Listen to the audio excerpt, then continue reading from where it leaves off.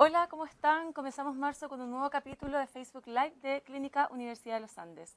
Hoy vamos a conversar sobre cómo tener un regreso a clases exitoso y para conversar sobre este tema nos acompaña hoy día la doctora Paula Guzmán. Ella es jefa de pediatría de la clínica. Muy buenas tardes, doctora, ¿cómo está? Hola, ¿bien y tú? Bien, también, gracias. Muchas gracias por acompañarnos hoy día. Perfecto. Vamos a empezar entonces esta conversación para que nos cuente un poco qué es lo que recomienda usted para los primeros días en cuanto a la rutina de los niños.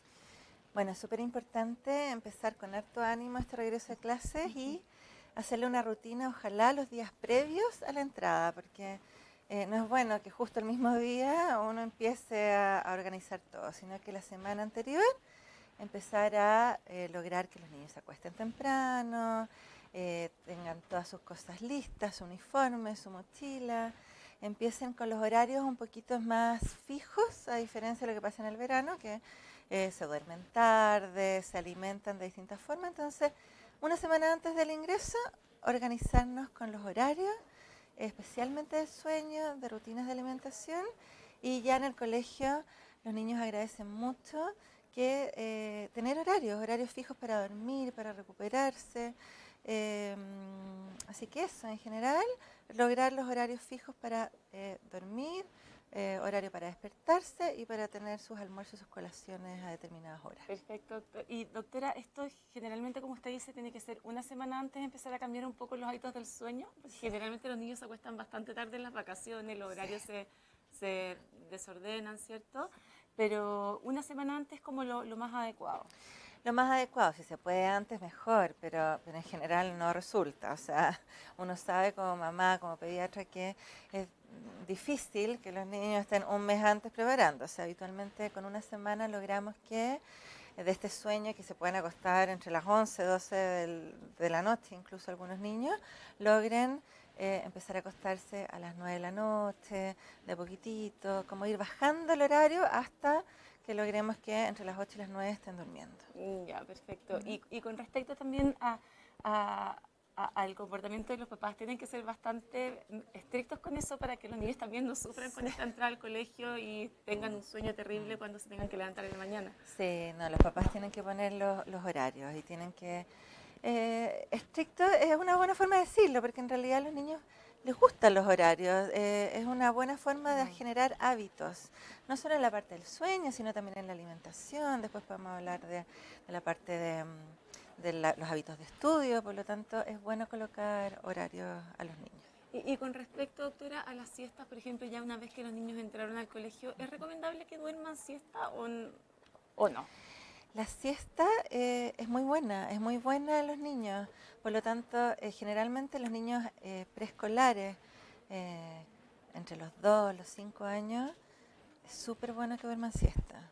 O sea, si de verdad llegan a la casa cansados y quieren dormir siesta, es fantástico. ¿Ya? ¿Y hay un tiempo que pudiese usted decir 1 hora, 2 horas, porque de repente también se pasan un poco de sueño si es que duermen Sí. mucho? Una a 2 horas, no más que eso. Eso es ¿Ya? lo... Y generalmente una siesta que tampoco sea muy tarde, o sea, si el niño tiene una jornada extendida en donde llega a las 5 de la tarde, bien poco probable que pueda tener una siesta. ¿Ya? Pero niñitos chicos que salen a la 1, 2 de la tarde, llegan a su casa, almuerzan y tienen una siesta tempranito, súper bien. Es muy recomendable que tengan siesta, así que no hay que eliminarla, no hay que anularla, es bueno que la tengan. Y con respecto también a motivarlos para ir a clases, porque muchas veces pasa que los niños no quieren ir o son un poquito más reticentes a entrar y les da un poco de quizá ansiedad, son distintos los sentimientos que pudiesen tener. ¿Cómo pudiesen ahí actuar los papás para motivarlos y que esta vuelta a clase sea positiva, sea exitosa, sea un aporte para ellos? Lo más importante acá son los papás. O sea, los papás nos ayudan mucho a que ellos se sientan felices de ir al colegio, que no les exijan, que no hablen de tantas que las notas que te tienes que sacar o cómo te vas a portar, como las exigencias. Lo primero, para motivarlos, lo más importante es motivándolos en lo que a ellos les gusta.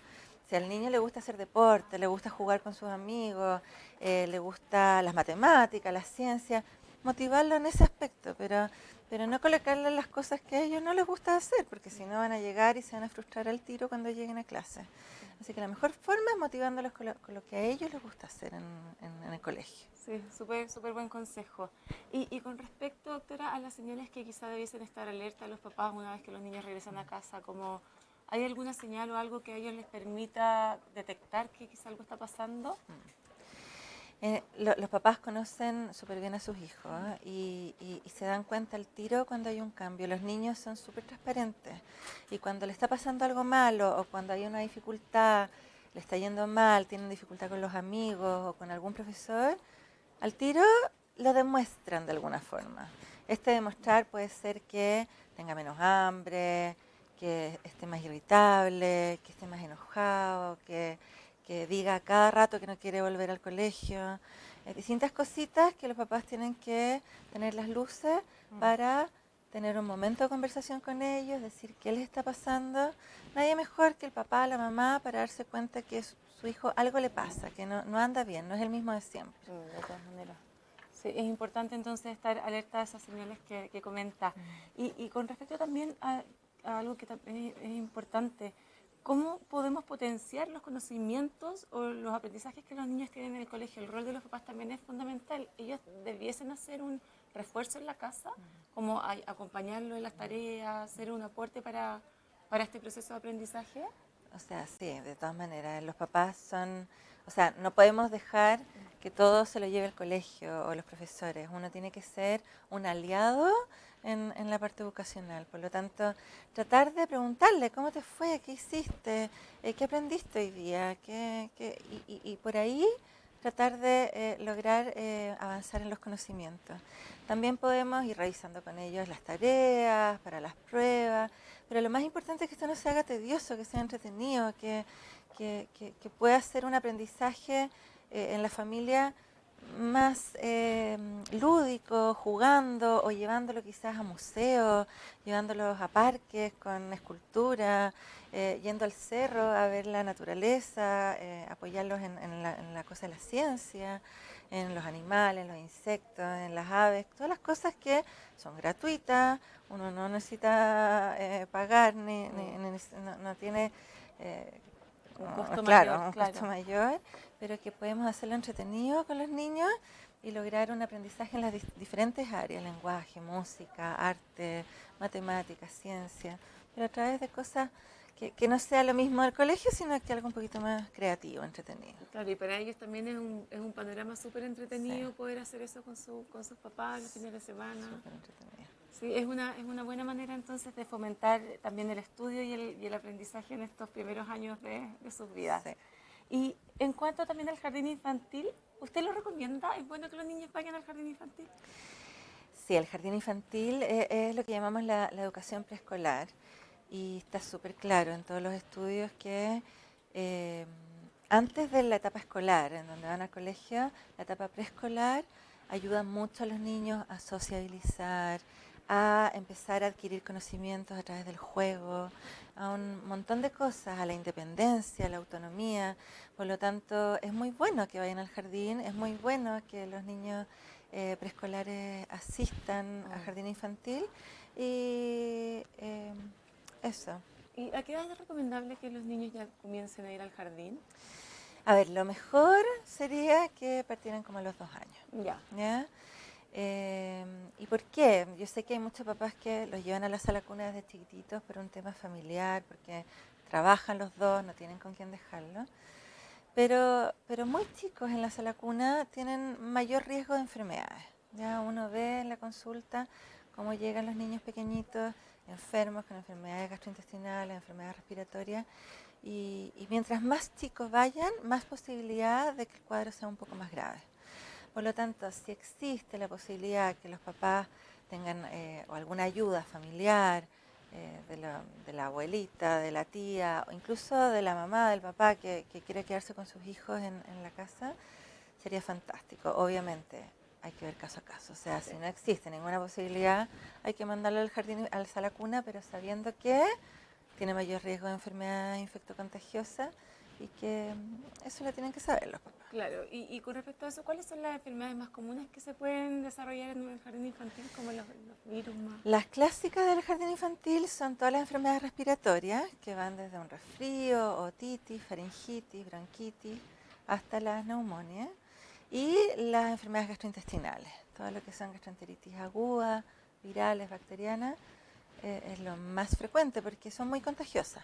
Por lo tanto, un niñito que va enfermo a la sala cuna va a contagiar a los demás. Es muy fácil que esto ocurra.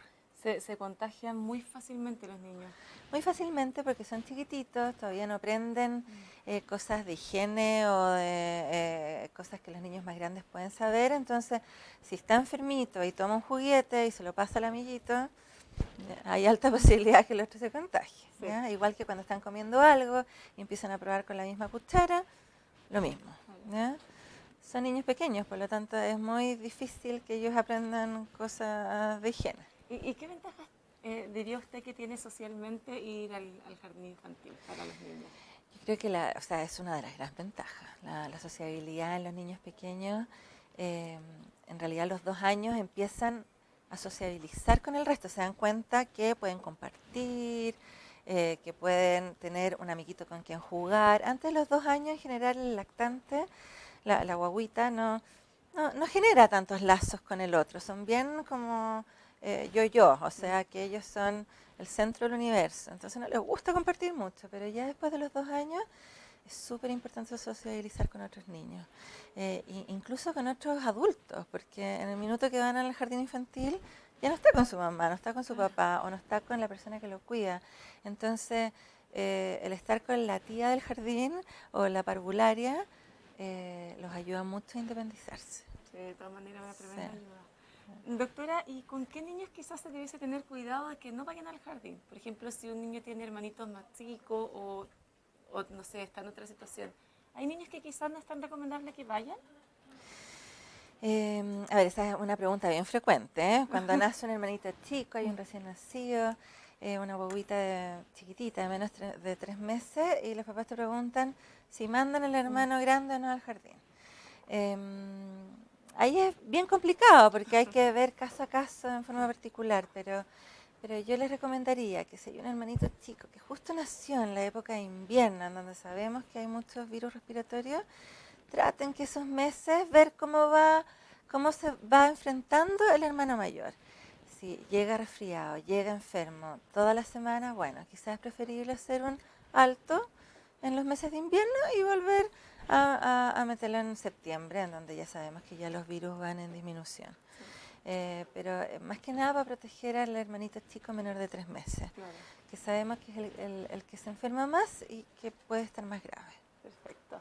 Doctora, y ahora hablemos de alimentación. Perfecto. ¿Qué colaciones o qué tipo de alimentación le recomendaría usted a niños que están como en esta etapa de jardín infantil y también de edades escolares, a niños pequeños? Lo más importante de las colaciones es que sí son importantes, o sea, saber recalcar que es importante que lleven colaciones. Los niños desayunan de repente muy temprano para ir al colegio y la próxima comida es el almuerzo. Y están muchas horas en el colegio, juegan harto, tienen recreos, por lo tanto, tener una colación a media mañana o a media tarde es muy recomendable. ¿Ya? ¿Cuáles alimentos? Favorecer todos los que son saludables. ¿Ya? Frutas, verduras, lácteos que pueden ser en cajita, yogur, frutos secos para niños más grandes que no saben atorar. Y hay varias alternativas ahora de cereales bajos en calorías, de distintas cosas entretenidas que los niños pueden llevar. Frutas deshidratadas. Hay harto en el mercado a que uno puede hacer uso. Lo más importante es que ojalá elijamos entre estos tipos de alimentos, que no sean alimentos calóricos, ojalá que no las papas fritas, las ramitas o todas estas cosas que a los niños les encantan, tratar de evitarlas. Sí, es importante tener hábitos saludables desde los primeros años, ¿cierto? Sí, no, los niños aprenden desde chiquititos. Un niño que aprende a comer comida chatarra o mucha papa frita o cosas que uno sabe que son altos en calorías y en grasa, sigue esa costumbre hasta grandes. Por lo tanto, para evitar que un adulto tenga enfermedades asociadas al sobrepeso, diabetes o distintas cosas, tenemos que tener un niño sano, un niño que aprenda a comer bien. De todas maneras, y además que si también vemos las cifras y la información que ha salido en los últimos meses, la obesidad infantil es un tremendo tema. Se aumenta cada vez más. Sí, en Chile lamentablemente tenemos cifras que van al alza, seguimos con tasas muy altas de sobrepeso y obesidad infantil y la única manera de contrarrestar eso es alimentándose bien y haciendo ejercicio. Claro. ¿Ya? La actividad física no debemos olvidarla, o sea, en otros países desarrollados en donde se han logrado manejar las tasas de obesidad y sobrepeso infantil es porque los niños se mueven. No es que hagan deporte, no es que sea competitivo, sino que se mueven. Caminan al colegio, andan en bicicleta, van al parque, van a la plaza, se mueven en el recreo. El tema de los celulares y las pantallas lamentablemente ha hecho que los niños en los colegios que los permiten estén sentados conversando con un celular. Y ya no juegan, ya no se suben al juego, ya no se caen. Lo importante es que los niños jueguen y hagan actividad física. Y también me imagino que ahí el rol de los papás es fundamental porque si ellos tienen un papá o una mamá que están conectados en el celular todo el tiempo, probablemente van a seguir ese comportamiento. Sí, absolutamente, absolutamente. Todos los comportamientos, la mayoría de los comportamientos son aprendidos en la casa. Por lo tanto, si tenemos un papá o una mamá que está todo el día conectado al celular y no juega, o no lo lleva a la plaza, o no lo saca a caminar, o no van a pasear al perro, o no van a andar en bicicleta, va a seguir esas mismas rutinas. Sí, de todas maneras hay que tener ojo con eso también. Y bueno, doctora, también un tema que no podemos dejar de lado es la llegada del coronavirus, ¿cierto? Que ya lo tenemos en nuestro país. Y ahora que está en Chile, ¿tenemos que tener algún cuidado en especial con nuestros niños, los papás? ¿Qué cuidados generales debiesen tener? ¿La importancia del lavado de manos? ¿Están así? A ver, yo creo que lo primero es tranquilizar a la población, no puede generar una crisis de pánico. En la historia de la humanidad siempre han habido epidemias de virus de distintos que van apareciendo, en los últimos años también. Por lo tanto, es importante que eduquemos a la familia, pero que no se genere un pánico excesivo. ¿Ya? ¿Cómo podemos hacerlo? Primero, hablando en la casa de qué cuidados tienen que tener los niños en el colegio o en la misma casa. Lo primero es decirles a los niños que cuando vayan a comer, después que vayan al baño, se laven las manos con jabón. Yo creo que es súper importante, una medida básica, claro. pero hay que insistirla. ¿Ya? Los niños de repente son medio, no les gusta lavarse mucho las manos, de repente tienen como fobia al agua, por lo tanto el tema del lavado de manos es importante. ¿Ya? Lo otro es que si hay alguien enfermito que vean tosiendo, que traten de alejarse de él y que no estén tan cerca, no estén a más de un metro, a menos de un metro de distancia de esa persona. ¿Ya? Que cuando ellos estén enfermos aprendan a cómo sonarse, cómo estornudar, cómo toser, ¿ya? Para así evitar la propagación en la misma casa o en el colegio. ¿Ya? Los pañuelos desechables son fundamentales. Los pañuelos de género ya no deberían existir, o sea, pañuelo desechable, botarlo, lavarse las manos después de sonarse. Al estornudar, toser, ojalá hacerlo con el antebrazo o con el pañuelo, nunca con la mano. ¿Ya? Y después de, cuando ya estemos en epidemia de influenza, coronavirus, que probablemente va a pasar, tratar que tener un alcohol gel, lavarse las manos, alcohol gel para prevenir la propagación. Perfecto. Yo creo que esas son las medidas más importantes. Y obviamente que si un niño o un adulto empieza a estar enfermo, tiene que acudir a un centro asistencial, acudir al pediatra, al médico de adultos, no ir al colegio para evitar que esto se disemine. Sí. Hasta tener un diagnóstico de certeza y que sepamos qué es lo que tiene el niño. De todas maneras. Y en ese contexto también, doctora, va a comenzar la campaña de la vacunación contra la influenza, ¿cierto? Este año va a partir a mediados de este mes. Entonces, también la importancia de la vacuna, ¿cierto? De que los niños y también los adultos se vacunen. No, ese es un punto fundamental. Como como el coronavirus se parece mucho a la influenza en términos de síntomas, si tenemos a una gran población vacunada contra la influenza, nos da un respiro de saber qué cosa puede ser. Por lo tanto, yo llamo a que toda la población que esté en grupo de riesgo se vacune, y se vacune cuando comience la campaña, que va a ser a mediados de marzo. Nos queda poquito tiempo, por lo tanto, todos los grupos de riesgo ojalá que se vacunen lo antes posible, ¿ya? Los menores de 10 años, las embarazadas, los adultos mayores. Y con eso vamos a lograr un control por lo menos de la influenza, y nos va a quedar el coronavirus dando vuelta, pero es muy difícil controlar dos epidemias al mismo tiempo. Por lo tanto, el llamado es que los grupos de riesgo se vacunen, y la población que quiere vacunarse en forma voluntaria, que no esté dentro de los grupos de riesgo, también que lo haga. De todas maneras. Y también la importancia de la vacuna en los niños menores de 10 años me imagino que es fundamental. También por lo que usted comentaba de que Sí. también es una patología con alta probabilidad de contagio. Sí, la influenza es muy contagiosa, por lo tanto es importante que justamente los grupos de riesgo, que son los chiquititos, que son nuestros niños pequeños, menores a 2 años, que los hermanitos tampoco los enfermen.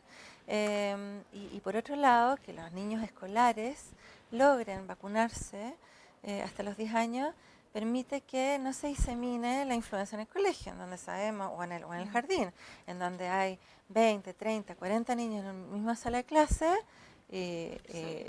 los virus se propagan rápido. Por lo tanto, que se vacunen y vamos a estar todos más seguros. De todas maneras. Y en ese contexto también, doctora, la vacuna contra la influenza nos permite quizás estar un poquito más preparados para el coronavirus. ¿Podría ayudarnos? Sí, absolutamente, porque el tema de que la población se vacune contra la influenza, ya podemos, como los síntomas son parecidos, logramos un poco identificar más rápido a las personas que pudieran contagiarse con coronavirus. Y no tenemos esta disyuntiva, ¿será influenza, será coronavirus?